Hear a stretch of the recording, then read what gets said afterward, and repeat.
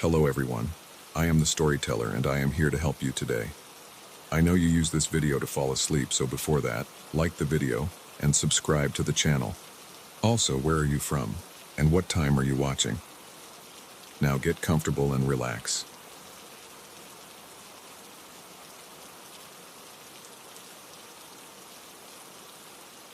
I used to think that the woods were a place for peace and quiet, a place to escape, where the only sounds you'd hear were the rustling of the leaves and the occasional call of a bird.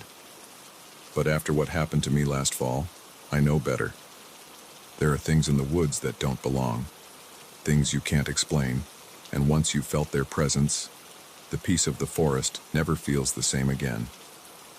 It was mid-October, and I had taken a solo trip to a cabin deep in the mountains. The kind of trip I looked forward to every year, where I could disconnect from the world, enjoy the cool air, and take in the beauty of the changing leaves. The cabin was small, just a single room with a bed, a wood-burning stove, and a porch that faced a thick stretch of pine trees. There was no electricity, no cell service, just me and the wilderness. I arrived in the late afternoon, just as the sun was beginning to dip behind the mountains. The air was crisp, with that unmistakable scent of pine and earth that always makes me feel like I'm breathing in something clean and pure. I unpacked my things, lit a fire in the stove, and made myself a cup of coffee. It was perfect. For the first time in months, I felt like I could breathe. As the sun set and the cabin grew darker, I decided to take a walk. I had explored the area during previous trips, so I wasn't worried about getting lost. The woods were familiar to me, and I had always found comfort in their stillness. So I grabbed my flashlight, threw on a jacket, and headed out into the trees, my breath fogging in the cool evening air. The trail I followed wound through the pines, the ground soft beneath my boots from the fallen needles. The light from my flashlight cast long shadows between the trees, and the only sound was the crunch of my footsteps and the occasional rustle of the wind. It was peaceful, serene. But as I went deeper into the woods, something changed. It started with a faint sound, like someone whispering. At first, I thought it was the wind playing tricks on me, the way it sometimes moves through the branches and creates that soft, almost whisper-like sound. But the more I listened, the more I realized it wasn't the wind. There were words in the whispering. I couldn't make them out, but they were there, just on the edge of hearing. I stopped walking, shining my flashlight around, trying to pinpoint where the sound was coming from. The trees stood tall and unmoving, their dark shapes looming in the night. But the whispering continued, growing slightly louder, more insistent. "Hello," I called out, my voice sounding too loud in the stillness. But no one answered. The whispering continued, soft and steady, like a conversation I wasn't part of.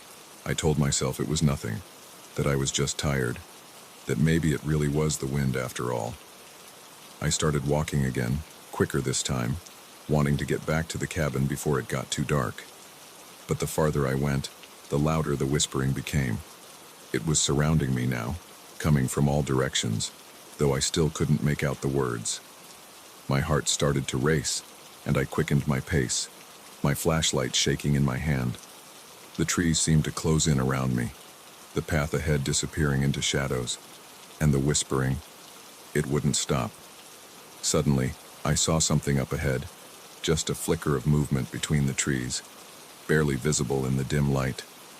My stomach clenched with fear, but I forced myself to keep walking, convinced that it was just my imagination, that the shadows were playing tricks on me. But then I saw it again, a figure, moving silently through the trees, just out of reach of the flashlight's beam. I stopped in my tracks, my heart pounding in my chest. The figure was tall, too tall to be human, and it moved with a strange, fluid grace that made my skin crawl. It wasn't walking, it was gliding, like it wasn't touching the ground at all. The whispering grew louder, almost frantic, as if the trees themselves were trying to warn me. I took a step back, my legs trembling, and shone the flashlight directly at the figure. It disappeared. One moment, it was there, and the next, it was gone, swallowed up by the darkness of the trees. But the whispering didn't stop. It was louder now, filling the air around me, like hundreds of voices all speaking at once, though I still couldn't understand what they were saying. I turned and ran, my feet pounding against the ground, the beam of the flashlight bouncing wildly in front of me. The whispering seemed to follow me, chasing me through the trees, growing louder with every step.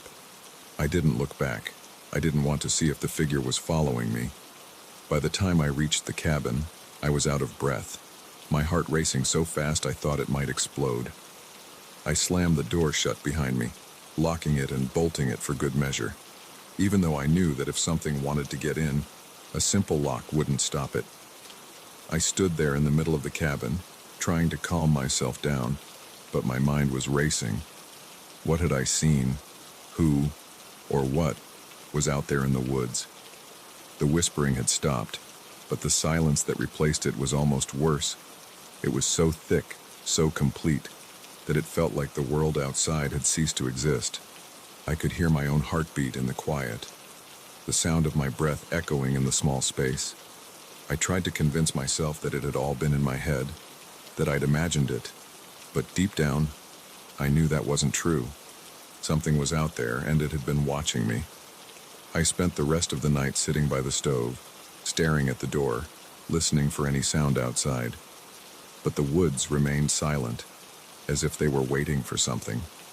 Eventually, exhaustion took over, and I dozed off in the chair, though I never truly slept.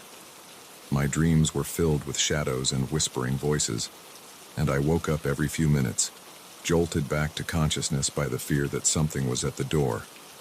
When morning finally came, I wasted no time packing up my things. The cabin, which had felt like a safe haven the day before, now felt like a prison.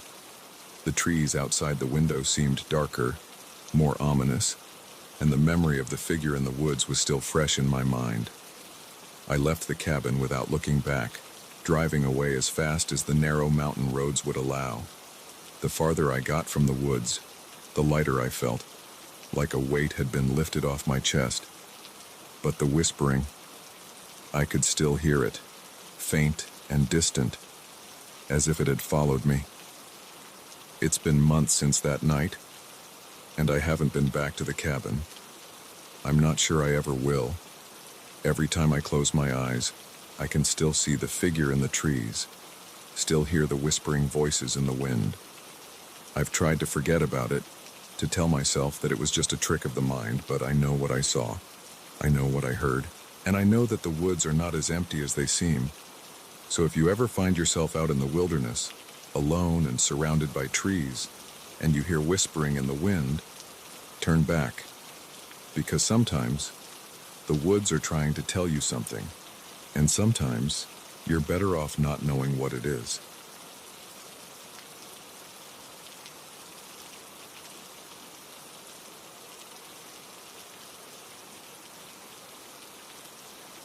Road trips are supposed to be fun, windows down, music blasting, miles of open road ahead. I've always loved that sense of freedom, the idea that you can go anywhere, do anything, with no one to answer to but yourself. But after what happened to me last summer, I don't think I'll ever feel that carefree on the road again. There's a certain kind of danger out there, the kind you don't see coming until it's too late. It was supposed to be a quick solo trip. I had a couple of days off work, and I figured I'd take advantage of it by driving upstate, spending some time in a small cabin I'd rented. The place was isolated, tucked away in the woods, perfect for a little escape from city life. Just me, some books, and a few days of peace. The drive started out perfectly, clear skies, open road, and nothing but the sound of my favorite playlist filling the car. I was feeling good, excited even. I hadn't taken a break in months, and this felt like the perfect way to unwind. The highway stretched out in front of me, and for the first few hours, everything was going as planned. But then, somewhere along a long stretch of deserted road, I noticed something odd. In my rearview mirror, I saw an old, beat-up van following me. At first, I didn't think much of it. It wasn't unusual to have a car behind you on the highway, and there were stretches of road where you wouldn't see another vehicle for miles. But after about 20 minutes of driving, the van was still there, tailing me at a steady distance. I glanced at the speedometer.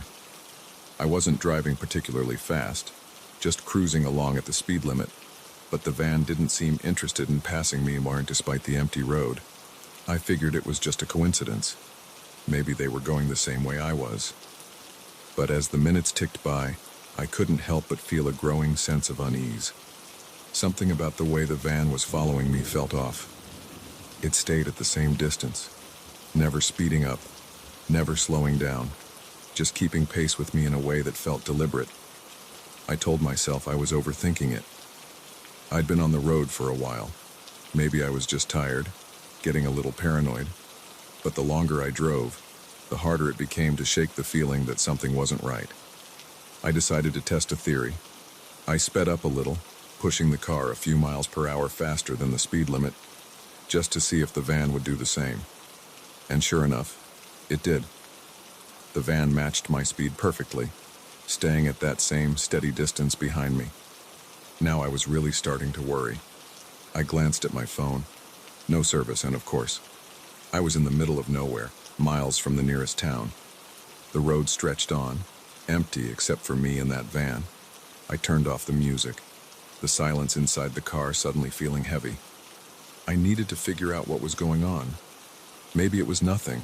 Maybe I was just being paranoid, letting my imagination get the better of me. But what if I wasn't? After another few minutes of driving, I spotted an exit sign up ahead. It wasn't for a town, just a small rest stop, one of those roadside pull-offs with a couple of picnic tables and a bathroom. I figured if I pulled over, the van would pass me, and I'd be able to see if they were really following me, or if it was just a coincidence. I signaled and took the exit, my heart pounding in my chest. The rest stop was deserted, not a single car in sight. I pulled into a parking spot and waited, my eyes glued to the rearview mirror. The van didn't pass. Instead, it slowed down and took the same exit. I felt a cold wave of fear wash over me. This wasn't just some random driver going the same way. They were following me. The van pulled into the rest stop, parking at the far end of the lot, a good distance from my car. For a moment, everything was still. I watched the van, my pulse racing, but no one got out. The windows were tinted, making it impossible to see who was inside. I sat there for a few minutes, debating what to do. I didn't want to get out of the car, not with that van sitting there, not knowing who or what was inside. But I also didn't want to just sit there, waiting to see what might happen next. I figured my best option was to leave, to get back on the road and try to lose them. Maybe if I kept driving, they'd get bored and give up. Maybe they were just trying to freak me out for some reason. But the thought of that van following me all the way to the cabin made my skin crawl. I started the car and pulled out of the parking lot, my hands shaking on the steering wheel. As I merged back onto the highway, I kept glancing in the rearview mirror, praying that the van would stay behind. But it didn't. It followed me back onto the road, staying at that same steady distance. My heart was pounding now. This was no coincidence. Whoever was in that van was following me, and they weren't giving up. I pushed the car faster, the engine roaring as I sped down the empty highway. The van matched my speed, never falling behind, never trying to pass. I was trapped in some kind of twisted game, and I had no idea how to get out of it. I spotted another exit up ahead, this one leading to a small town. I took it, hoping that if I drove into a more populated area, they'd back off. Maybe I could find a gas station or a diner, somewhere with people, somewhere safe. I drove into the town, my eyes darting between the road and the rearview mirror. The van followed me into the town but kept its distance, hanging back as I turned down side streets, trying to lose them. Finally, I spotted a gas station at the edge of town. It was small, but there were a few cars parked outside, and I could see a couple of people inside. I pulled in, parked right by the entrance, and hurried inside. The cashier gave me a strange look as I walked in. probably because I looked like I was about to have a heart attack. I tried to calm myself down, acting like everything was normal, but my eyes kept darting to the windows, looking for the van. It didn't pull into the gas station. Instead, it drove by slowly, the tinted windows reflecting the lights from the station. I watched as it disappeared down the road, finally out of sight. I let out a shaky breath, relief flooding through me. Maybe they'd given up. Maybe they'd realized I wasn't going to be an easy target and decided to move on.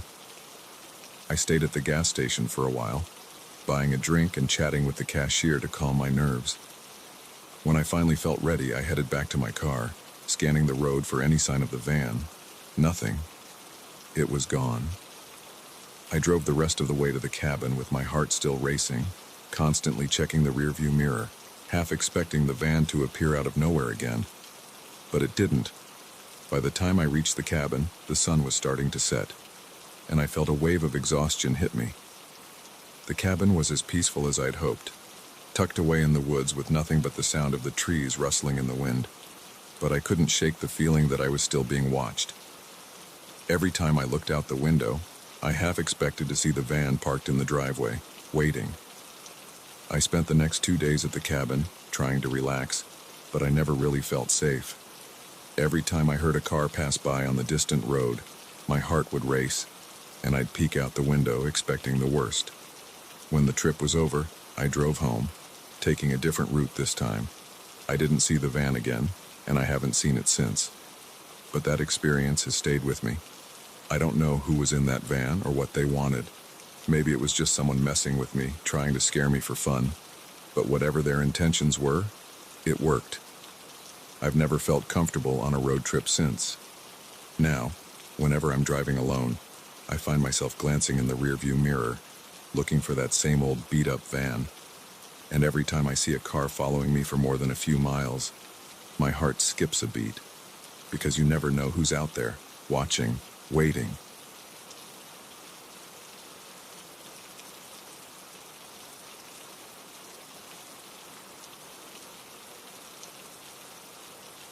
They say rest stops are some of the creepiest places you can end up late at night, and I never really believed that, until it happened to me. I'd driven through countless of them before without a second thought, stopping for gas, maybe grabbing a snack or stretching my legs. But that night, when I pulled into a rest stop in the middle of nowhere, it felt different. And by the time I left, I knew I'd never look at them the same way again. I was driving home after visiting a friend who lived a few states over. It was a long drive, and I decided to power through it all in one go, rather than stopping at a motel. It was one of those decisions that seemed smart at the time, until you're on the road for hours, the darkness closing in around you, and fatigue starts to weigh heavy on your eyelids. It was after midnight, and I was somewhere in the middle of nowhere. Just me, the open highway, and the occasional truck barreling past in the opposite direction. I could feel myself getting tired, my focus starting to slip, and I knew I needed a break before I fell asleep at the wheel. That's when I saw the sign for a rest stop coming up in a few miles. It wasn't anything fancy, just one of those small pull-offs with a couple of vending machines and a bathroom, but it was better than nothing. I figured I'd stop, stretch my legs, and maybe grab a soda to keep me awake for the rest of the drive. As I pulled off the highway and into the rest stop, I immediately felt the weight of the isolation. There was only one other car in the lot, an old, beat-up sedan parked near the entrance, but no sign of its owner. The parking lot was dimly lit by a couple of flickering streetlights, casting long shadows across the cracked pavement. The air felt heavy, thick with the kind of stillness you only find in places that have been abandoned by time. I parked near the vending machines and sat in the car for a minute, listening to the hum of the engine and the faint creak of the wind moving through the trees. The other car sat there, dark and silent, its windows fogged over. I wondered if someone was asleep inside or if it had been left there, forgotten. The rest stop was so quiet that I could hear the faint rustle of leaves in the distance. I wasn't used to this kind of stillness, and it put me on edge, but I brushed it off as paranoia. I just needed to stretch, get my blood flowing, and clear my head. I stepped out of the car, the night air cool against my skin, and made my way toward the vending machines. My shoes crunched against the gravel as I walked, the sound seeming too loud in the quiet of the night. As I approached the machines, I realized there was something strange about them. Both were completely dark, like they'd been out of order for years. I sighed, frustrated. The idea of a cold soda had kept me going, but now I'd have to make do without. As I turned to head back to the car, that's when I saw him. A man was standing near the old sedan, just a few feet from the car I hadn't seen anyone in before. He was tall, his clothes dark and loose, making it hard to see him clearly in the dim light. But there was something unsettling about the way he was standing, perfectly still, his face turned in my direction, but just outside the glow of the streetlight so I couldn't make out his features. My stomach knotted with unease. I hadn't heard him approach, hadn't seen him when I first pulled in. He must have been sitting in the car the whole time. But now, for some reason, he was just standing there, watching me. I tried to play it cool, giving him a quick nod, as if to acknowledge his presence without seeming nervous. But he didn't move, didn't nod back. He just stood there, completely still, staring at me. I forced myself to turn away, heading back to my car, my heart pounding in my chest. I didn't know what his deal was, but I wasn't about to stick around and find out. As I reached for the door handle, I glanced back over my shoulder. The man was still standing there, his face still hidden in the shadows. But now he had moved slightly closer. Not by much, just a few steps, but enough that I could feel my pulse quicken. I quickly unlocked the car, jumped inside, and locked the doors behind me. My hands were shaking as I fumbled to put the keys in the ignition, the engine sputtering to life with a loud rumble. I glanced in the rearview mirror, half expecting the man to be right behind me, but he was still by the sedan, standing in the same spot. I was about to put the car in reverse when something caught my eye, a movement in the back seat. My breath caught in my throat as I froze. My eyes locked on the rearview mirror. There was someone sitting in my back seat, a figure, barely visible in the darkness, slouched low in the seat, as if trying to stay out of sight. My heart raced as a wave of terror washed over me. How long had they been there? How had I not noticed? My mind raced, trying to figure out what to do. I didn't know if the person in the back seat was connected to the man outside, or if they were something else entirely. But one thing was clear. I needed to get out of there. Now. I gripped the steering wheel tightly, my knuckles turning white as I tried to think. Should I make a run for it? Should I confront the person in the back seat? But before I could decide, the figure shifted. Slowly, deliberately, they sat up, their silhouette becoming clearer in the rearview mirror. My breath caught as I saw their face, or rather, the lack of one. Their features were blurred, indistinct, like a shadow that hadn't fully taken shape. I felt a chill run down my spine, my body frozen in place as I stared at the figure in the mirror. They didn't move again, didn't say anything. They just sat there, watching me through the reflection, as if waiting for me to make the next move. Panic surged through me, and before I could second-guess myself, I slammed my foot on the gas. The tires screeched against the pavement as the car shot forward, speeding out of the rest stop and back onto the highway. I didn't dare look in the rearview mirror again. My hands shook on the wheel as I drove, my heart racing, my mind trying to make sense of what had just happened. Who was that? How had they gotten into my car? And what did they want? I drove for miles, the highway stretching out endlessly in front of me, my headlights the only light in the darkness. I could feel my pulse pounding in my ears, my chest tight with fear. Every time I thought about looking in the rearview mirror, a wave of dread washed over me, stopping me from checking if the figure was still there. Eventually, after what felt like hours, I pulled into the parking lot of a well-lit gas station in the nearest town. The lot was filled with cars, people coming and going, and for the first time since leaving that rest stop, I felt a sliver of safety. I parked under the brightest light I could find, taking deep breaths to calm myself. I was still shaking as I turned off the engine, but I knew I had to look. I had to check the back seat. Slowly, with my heart in my throat, I turned around. The back seat was empty. I let out a shaky breath, my body sagging with relief, but the fear didn't fully leave me.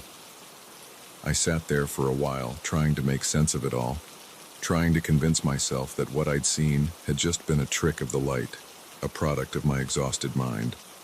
But deep down, I knew it wasn't. I knew what I'd seen, and I knew that somehow, someone, or something, had been in my car. I never went back to that rest stop. In fact, I avoid pulling into rest stops altogether when I'm driving late at night now, because whatever was waiting for me there, whatever had gotten into my car, I don't ever want to meet it again. And if you ever find yourself alone at a rest stop in the middle of the night, and you get that strange feeling like someone's watching you, trust it. Get out of there.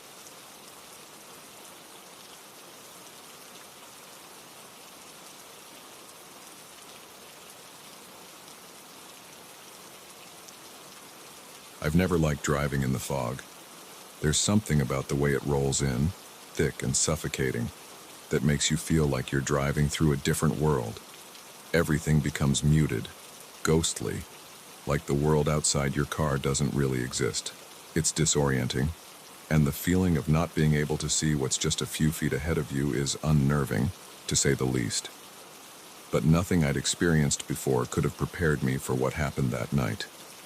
I was driving home late from a work trip, making my way through a rural part of the state where the roads twist and turn through dense forests and rolling hills. It was the kind of place where there's no cell service, and the only light comes from your headlights. The fog had started creeping in about an hour earlier, and by the time I was on this narrow, winding road, it was so thick I could barely see beyond the hood of my car. My hands gripped the steering wheel tightly as I squinted through the windshield, trying to make out the faint outline of the road.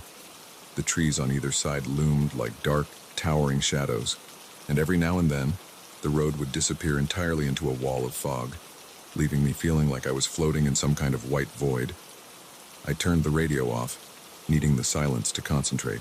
The hum of the engine and the occasional crunch of gravel beneath the tires were the only sounds that filled the car. I wasn't panicked, but I was definitely on edge. I'd driven in fog before, but this was different. It felt heavier, thicker, like the air itself was pressing in around me. As I rounded another curve, I saw something that made my heart skip a beat. There was a figure standing on the side of the road, barely visible through the fog. At first, I thought it was just my eyes playing tricks on me, maybe a shadow from the trees or a trick of the light. But as I got closer, I realized it was definitely a person. They were standing still, just outside the reach of my headlights, their silhouette barely discernible through the fog. My pulse quickened as I slowed down, trying to get a better look. Who would be out here, in the middle of nowhere, on a night like this? I inched the car closer, the headlights cutting through the fog just enough to reveal the figure more clearly. It was a man, standing perfectly still on the shoulder of the road, his back to me. He was tall, with dark clothing, and his arms were hanging limply by his sides. He wasn't moving, not at all. I rolled down my window a bit, hesitating for a moment. "Hey, you all right?" I called out, my voice sounding too loud in the thick silence. No response. The man didn't even turn around. A knot of unease twisted in my stomach. I glanced at the clock on the dashboard. 2:14 a.m. What was this guy doing out here, in the middle of nowhere, standing in the fog at this hour? I debated whether I should stop and offer help, but something about the way he was standing, so still, so unnatural, made my skin crawl. I called out again, louder this time. "Hey, do you need a ride or something?" Still nothing. My instincts were screaming at me to just keep driving, but curiosity got the better of me. I pulled over to the side of the road, a few feet behind him, and left the car idling. I figured maybe he hadn't heard me. Maybe he was in shock or needed help. I grabbed my phone, even though I knew I didn't have service out here, and stepped out of the car. The fog was thicker outside, wrapping around me like a cold, damp blanket. I could barely see a few feet in front of me, but the figure was still there, standing just at the edge of the road. I took a few steps forward, my heart racing in my chest. "Hey!" I called out again, my voice echoing faintly in the fog. "Are you okay?" The man didn't move. I stopped walking. Something was wrong. Very wrong. The hairs on the back of my neck stood up, and I suddenly felt very exposed, standing there in the middle of the fog with this strange, motionless figure just ahead of me. My instincts were practically screaming at me to get back in the car, to leave, but I hesitated for a second longer. That's when the man moved. It wasn't a normal movement. He didn't turn around or shift his weight.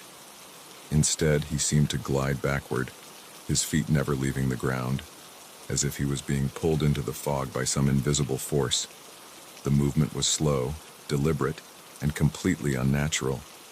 My blood ran cold. I stumbled backward, my breath catching in my throat. I turned and sprinted back to the car, my heart pounding in my ears.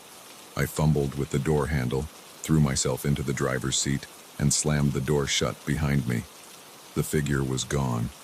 I sat there for a moment, my chest heaving as I tried to catch my breath. The fog pressed in around the car, thick and impenetrable, but the figure had disappeared completely. There was no sign of him, just the empty road stretching out into the white void. I didn't waste any more time.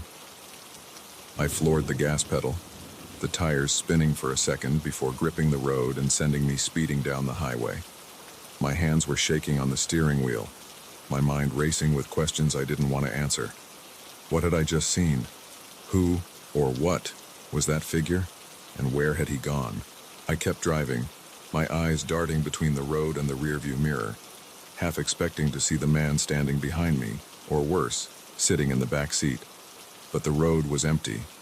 The fog was still thick, but there were no more figures, no more shadows. After what felt like an eternity, the fog finally began to lift. The road became clearer, the trees on either side coming back into focus as the headlights cut through the thinning mist. I let out a shaky breath, my hands still trembling on the wheel. I didn't stop. I didn't look back. I just kept driving, desperate to put as much distance between me and that stretch of road as possible. When I finally reached the next town, I pulled into a gas station and parked the car. I sat there for a long time, staring at the steering wheel, trying to make sense of what had happened. My mind kept replaying the moment the figure had moved. No, glided backward into the fog. The way he hadn't turned around, hadn't acknowledged me at all, just drifted away like some kind of ghost. I knew what I had seen wasn't normal. It wasn't something you could explain away with logic. But the more I thought about it, the less I wanted to understand it. Some things, I realized, are better left unexplained. I haven't driven that road since. I don't even know if I could find it again if I tried. It was just one of those nameless, forgotten back roads that twist through the countryside, the kind you only find by accident. But every time I drive through fog, every time the world around me turns white and the road disappears, I think about that night, and I wonder if that figure is still out there, waiting. I've told a few people about what happened, but I always get the same response, a chuckle, a shrug, maybe a comment about how I was just tired, how my mind was playing tricks on me. But I know what I saw. I know that feeling of dread that wrapped around me like the fog itself, that bone-deep certainty that I had encountered something beyond the ordinary. So if you ever find yourself driving through the fog, especially on some lonely back road in the middle of nowhere, keep your eyes on the road. Don't stop. Don't look too closely at the figures you might see standing at the edge of the fog. And whatever you do, don't get out of the car, because you never know what might be waiting for you in the mist.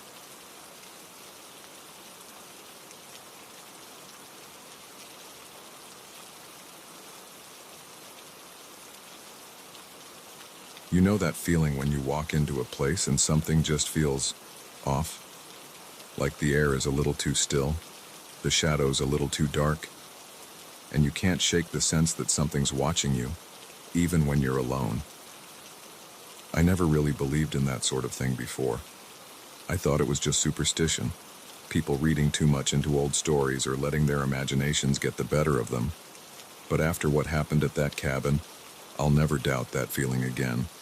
It started as a spontaneous weekend trip. My friend Sarah and I had been talking about getting away from the city for a while, just the two of us, to relax and recharge. We found this cabin online, advertised as rustic and off the grid, which sounded perfect for what we needed. It was cheap, too, which should have been a red flag, but we were eager for the escape and didn't question it too much. The drive to the cabin was long, winding through dense forests and narrow mountain roads. The deeper we went, the more isolated we felt. By the time we reached the cabin, there was no cell service, no other houses, no signs of life at all, just us and miles of trees. At first it felt liberating, like we had the entire world to ourselves. The cabin itself was old but cozy enough.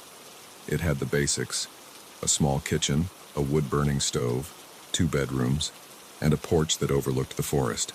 There was something charming about it, in a rundown, forgotten kind of way.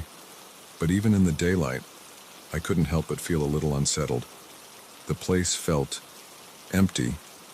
Not in the obvious way, of course. It was empty. No one had been here in months, but there was a strange kind of emptiness, like the cabin was holding its breath. We unpacked our things, made a quick dinner, and settled in for the evening. The sun had just set, and the only light came from the few candles we had brought and the dim glow of the fire we'd started in the stove. The cabin didn't have electricity, so once the darkness set in, it was thick and absolute, pressing in from all sides. That's when I first noticed it. The quiet. It wasn't the peaceful kind of quiet you get when you're far away from the city. It was heavy, almost unnatural. The kind of quiet that makes you feel like you shouldn't make a sound, like the air itself is holding its breath. I figured it was just the isolation, maybe my mind playing tricks on me after the long drive. But still, the unease lingered, like an itch at the back of my mind that I couldn't scratch. Sarah didn't seem to notice. She was busy talking about her plans for the weekend, oblivious to the tension I was feeling. I tried to shake it off, focus on the warmth of the fire and the comforting glow of the candles. But something about the cabin didn't feel right. After dinner, we sat on the porch for a while, listening to the wind rustle through the trees. The moon was full, casting an eerie glow over the forest, and for a brief moment, I felt like I could relax. The beauty of the night was almost enough to make me forget the strange feeling that had been gnawing at me since we arrived. But then Sarah pointed something out. "Do you hear that?" she asked, her voice low, barely above a whisper. I listened, straining to hear what she was talking about. At first there was nothing, just the wind and the creaking of the trees. But then, faintly, I heard it, a distant rhythmic thumping sound coming from somewhere deep in the woods. My heart skipped a beat, and I exchanged a glance with Sarah. "What is that?" I asked, my voice tight. "I don't know," she replied, frowning. "Maybe an animal." The sound was too steady for an animal. It was too deliberate. It reminded me of footsteps, heavy and slow, like someone, or something, was walking through the forest, just out of sight. We listened for a while longer, but the sound never got closer. It stayed distant, faint enough that it could be mistaken for the wind if you weren't paying attention. Still, it left me with a cold knot of fear in my stomach. We decided to head inside and call it a night. Sarah brushed it off as nothing, but I couldn't shake the feeling that something was watching us, lurking just beyond the edge of the trees. Inside, the cabin felt even more oppressive than before. The fire in the stove had burned low, casting long shadows across the walls. Every creak of the floorboards, every gust of wind outside made my nerves jump. I told myself it was just my imagination, that I was being paranoid. But the feeling of being watched stayed with me, growing stronger with each passing minute. By the time we crawled into bed, I was on edge. The cabin was too quiet, too still, and every sound seemed amplified in the silence. I could hear Sarah's breathing from the other room, slow and steady, but I couldn't fall asleep. Then, sometime in the middle of the night, I heard it again. The thumping. It was louder now, closer, echoing through the walls of the cabin. My heart raced as I lay there, holding my breath, straining to hear where it was coming from. It sounded like it was right outside, just beyond the door. I sat up in bed, my pulse pounding in my ears. The sound continued, slow and rhythmic, like something was walking around the cabin, circling it. I couldn't see anything through the small window, just the dark shapes of the trees swaying in the moonlight. I wanted to wake Sarah, but something stopped me. I didn't want to move, didn't want to make a sound. It was as if some instinct deep inside me was telling me to stay still, to stay quiet. My mouth was dry and I clutched the blanket, my eyes fixed on the door, waiting for something, anything, to happen. And then, just as suddenly as it had started, the sound stopped. The silence that followed was deafening. I stayed frozen in bed, my heart racing, every nerve in my body screaming for me to do something, to check the door, to make sure it was locked. But I couldn't move. I couldn't bring myself to do anything except sit there, listening to the silence, waiting for the sound to start again. I must have fallen asleep at some point because the next thing I knew, it was morning. Sunlight streamed through the window, and the oppressive feeling that had haunted me all night seemed to lift with the dawn. But the memory of that sound, that strange, rhythmic thumping, lingered in the back of my mind. I didn't say anything to Sarah about it. I wasn't even sure how to explain it without sounding ridiculous. We spent the morning hiking through the woods, exploring the area around the cabin, but I couldn't fully relax. Every time we passed a particularly dense patch of trees or came across a dark hollow in the ground, I felt that same unease creep up my spine. By the afternoon, we decided to pack up and head back to the city. Sarah didn't seem to mind cutting the trip short. She said something about wanting to get a head start on her week. I didn't argue. I was more than ready to leave. As we packed up the car, I glanced back at the cabin one last time. The place looked different in the daylight. Just an old, run-down building in the middle of the woods. But I couldn't shake the feeling that something about it had changed. Or maybe it hadn't changed at all. Maybe I was just seeing it for what it really was. We pulled out of the driveway, and as the cabin disappeared into the trees behind us, I felt a strange sense of relief, like a weight had been lifted off my chest. The further we got from the woods, the more I started to feel like myself again. The tension, the unease, it all began to fade. But that night, as I lay in my own bed, I couldn't stop thinking about the cabin, about the sound I'd heard, those slow, deliberate footsteps circling us in the dark, about the strange, heavy silence that had settled over the place, like it was holding some kind of secret. I don't know what was out there in the woods that night, and I don't want to know.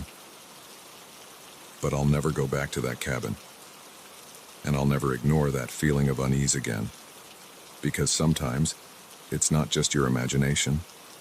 Sometimes there's something real lurking in the shadows, watching, waiting.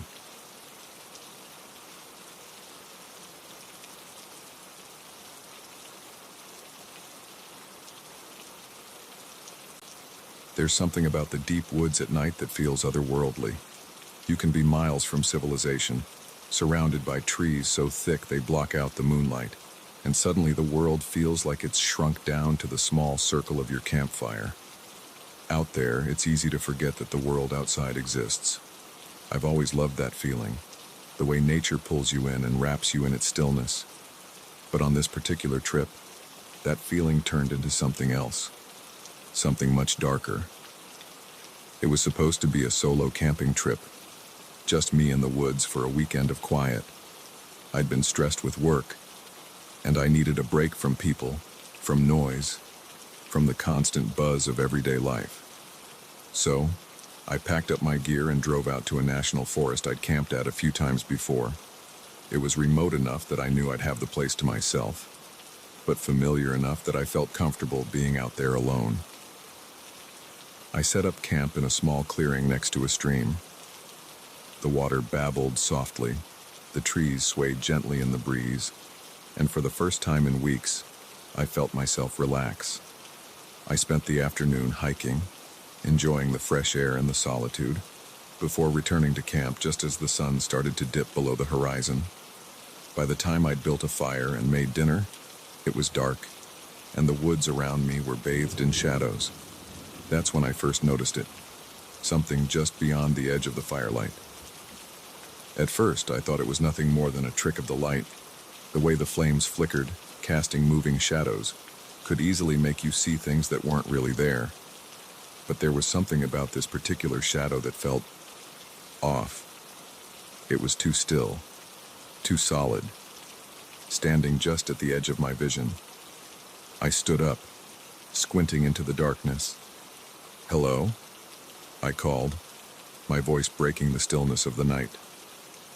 No answer, just the crackling of the fire and the soft rustling of the trees. I took a few steps toward the edge of the clearing, my flashlight in hand, and swept the beam across the trees. The light cut through the darkness, illuminating nothing but leaves and branches. I let out a shaky breath, convincing myself that I'd imagined it. But even as I returned to the fire, that uneasy feeling stayed with me. The woods were too quiet.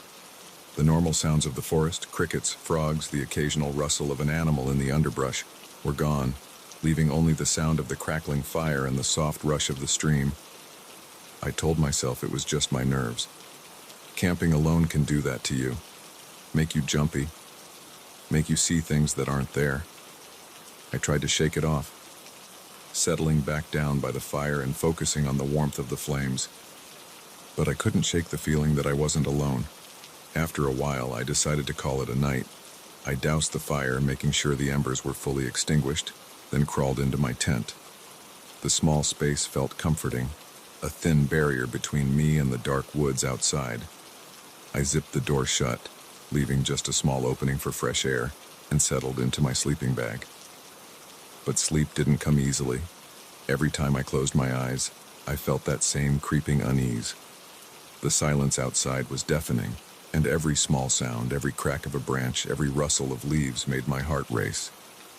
I lay there for what felt like hours, staring at the roof of the tent, my mind playing tricks on me. And then I heard it. Footsteps. Soft, deliberate footsteps, coming from the edge of the clearing, just beyond the tent. I froze, my heart pounding in my chest. I listened, holding my breath, as the footsteps grew closer. They weren't the quick, light steps of an animal. They were slow, steady, the unmistakable sound of someone, or something, walking through the woods. I grabbed my flashlight, my hand shaking as I clicked it on. The beam of light illuminated the inside of the tent, casting long, eerie shadows. I held my breath, waiting for the footsteps to stop, but they didn't. They were getting closer, circling the tent, slow and deliberate. My mind raced with possibilities. Was it a person? Another camper? But why would someone be out here in the middle of the night, walking around my campsite without saying anything? I sat up, my flashlight clutched tightly in my hand, and listened as the footsteps continued. They moved in a slow, methodical circle around the tent, like whoever or whatever was out there was deliberately staying just out of sight. I was paralyzed with fear, unsure of what to do. Should I call out? Unzip the tent and shine the flashlight outside? My gut told me that was a terrible idea. Every instinct I had was screaming at me to stay quiet, to stay hidden. The footsteps stopped. For a moment, there was silence, complete, oppressive silence. My heart pounded in my chest, and I held my breath, waiting for something, anything, to happen. Then, the footsteps started again. But this time, they were different. They were lighter, quicker, almost as if whoever was out there was running away. I let out a shaky breath, relief flooding through me. Maybe it had just been an animal after all. something curious that had wandered too close to my camp. I listened as the sound of the footsteps faded into the distance, leaving the night quiet once more. But the quiet didn't last. Just as I was starting to calm down, I heard something else. A faint, scratching sound. Soft at first, but growing louder. It was coming from the other side of the tent. I shone my flashlight toward the source of the sound, but there was nothing. Just the thin fabric of the tent, the zipper, and the darkness beyond. The scratching continued, slow and deliberate, like someone, or something, was dragging their fingernails across the outside of the tent. My heart raced, my breath coming in short, panicked bursts as I listened to the sound move from one side of the tent to the other. I wanted to run, to throw open the zipper and sprint into the woods, but I couldn't move. Fear had frozen me in place, my mind racing with thoughts of what might be waiting for me outside. The scratching stopped. I sat there, flashlight in hand, waiting for something to happen. But there was only silence, the oppressive, deafening silence of the woods. I don't know how long I stayed like that, sitting in the middle of the tent with the flashlight pointed at the door. It felt like hours, but it could have been minutes. Eventually, exhaustion won out, and I must have fallen asleep, though I don't remember when. When I woke up, it was daylight. The sun filtered through the trees, casting a soft, golden light over the clearing. For a moment, I thought I had dreamed the whole thing, that the footsteps, the scratching, the fear had all been some kind of twisted nightmare. But when I stepped out of the tent, I knew it hadn't been a dream. There, in the dirt surrounding my campsite, were footprints. They circled the tent in a wide arc, just like I'd heard the night before. But they weren't human. They were too large, too deep, and spaced too far apart. I stared at the tracks, my mind struggling to make sense of what I was seeing. They looked like animal tracks, but not any animal I recognized. They were strange, elongated, with sharp indentations where claws would be. My stomach churned as I followed the tracks around the campsite. They led from the edge of the clearing, circled the tent, and then disappeared into the woods, vanishing into the underbrush, as if whatever had made them had simply disappeared. I didn't stay to investigate. I packed up my camp in record time, my hands shaking as I shoved everything into my backpack. I didn't care about breakfast or hiking. I just wanted to get out of there. As I hiked back to my car, I couldn't shake the feeling that I was being watched. Every rustle of leaves, every crack of a branch, sent a jolt of fear through me. I kept looking over my shoulder, half expecting to see something standing at the edge of the trail, watching me. When I finally reached my car, I threw my gear in the back and sped down the dirt road, not stopping until I was miles away from the campsite. I haven't been camping alone since. I don't know what was out there that night, and I don't want to know. Whatever it wasn't human, and it wasn't something I ever want to encounter again. So if you're ever out in the woods, far from civilization, and you hear footsteps outside your tent, don't go looking for the source. Some things are better left unseen.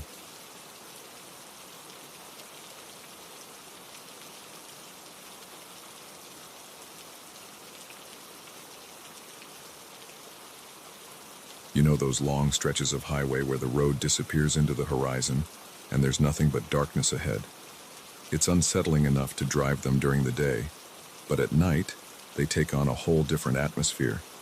The silence, the isolation, the way the road seems to swallow you up. It all starts to feel a little too eerie, especially when you're out there alone. I've driven countless highways in the dead of night, but after that one experience, I've learned to keep my eyes open for more than just the road. It was late fall, and I was driving back from a work trip that had taken longer than expected. By the time I hit the road, the sun had long since set, and the only light came from the glow of my headlights and the occasional truck passing by in the opposite direction. I'd done plenty of late-night drives before, so I wasn't too concerned about the hour. I had a thermos of coffee, my music playing softly in the background, and a long stretch of empty highway ahead of me. The first couple of hours were uneventful, just me and the road, with nothing to see but the faint outlines of trees on either side and the open sky above. The night was cold, and every now and then, a gust of wind would rattle my car. But other than that, everything felt normal, until it didn't. It started with headlights in my rearview mirror. At first, they were just a distant glow, barely noticeable against the darkness. I figured it was just another truck or car coming up behind me, maybe someone in a hurry to get wherever they were going, but the lights weren't approaching the way they should have. They stayed at a distance, not growing brighter or dimming, just hanging there at the far edge of my mirror, like they were watching me. I kept an eye on them, curious, but not yet alarmed. Maybe the driver was keeping a steady pace, content to stay behind me. It was a quiet night, after all, and there was no need to rush. Still, something about those lights felt off. I sped up a little, wanting to put some distance between myself and the vehicle behind me, but no matter how fast I went, the headlights stayed at the same distance. Always there, never getting closer, but never falling behind either. After a few minutes of this strange cat-and-mouse game, I started to feel uneasy. The highway was long and empty. There was no reason for someone to be tailing me like that. I tried to shake off the creeping feeling that something wasn't right, but it clung to me, making the air in the car feel heavier. I glanced at the clock on the dashboard, just after 2 a.m., still hours away from home. I took a deep breath and turned my attention back to the road, telling myself that I was just being paranoid. There was probably a reasonable explanation. Maybe it was a trucker who'd set his cruise control, or maybe the driver was tired and didn't want to overtake me. Either way, I needed to focus on the drive and not let my mind run wild. But the longer the headlights stayed there, unwavering, the more my nerves frayed. It was unnatural, the way they hung back at the same distance no matter how fast or slow I went. It was like whoever was behind the wheel wasn't even driving, like the truck or car was moving on its own. Finally, I couldn't take it anymore. I decided to pull over at the next rest area, let the vehicle pass, and maybe take a moment to calm my nerves. I didn't want to stop in the middle of nowhere with no cars in sight, but I figured a rest stop would be safer than trying to outrun whatever was behind me. I kept driving, my eyes darting between the road ahead and the rearview mirror, waiting for the next sign for a rest area. When it finally came into view, I breathed a sigh of relief. I signaled and took the exit, pulling into the small, dimly lit lot that sat just off the highway. There were no other cars around, just a couple of vending machines and a restroom building that looked like it hadn't been used in years. I pulled into a parking spot, the engine idling as I waited for the truck to pass. But as I sat there, watching the highway, something strange happened. The headlights didn't pass by. I sat there for what felt like minutes, staring at the stretch of road where I expected the truck to appear, but it never did. The highway was empty, no sign of the vehicle that had been trailing me for miles. It was like it had vanished into thin air. I felt a chill run down my spine. I checked the rearview mirror again, but the road behind me was just as empty as the road ahead. There were no headlights, no taillights, nothing. I shook my head, trying to make sense of it. Maybe they'd pulled over further up the highway. Maybe they'd taken a different exit. But I hadn't seen any turnoffs, and there was no reason for them to stop out here in the middle of nowhere. I couldn't shake the feeling that something was wrong, that the whole situation didn't add up. My heart pounded as I sat there, debating what to do. Part of me wanted to wait it out, see if the truck would reappear. But another part of me, a stronger part, was screaming to get back on the road and keep moving. I didn't need to be told twice. I shifted the car into gear and pulled back onto the highway, my eyes glued to the rearview mirror. Still no sign of the truck. The road behind me was dark, empty, as if I had imagined the whole thing. I tried to calm myself down, tried to convince myself that it was nothing, just a weird coincidence. But as I drove, the nagging feeling of unease wouldn't go away. Something about that truck, those headlights, had been wrong. About an hour later, just when I was starting to feel like I could relax again, I saw it. The headlights, they were back, glowing faintly in the distance, exactly where they had been before. Hanging there at the edge of my rearview mirror, not getting closer, not falling behind, just there. My heart leapt into my throat, and I gripped the steering wheel tighter, my palms slick with sweat.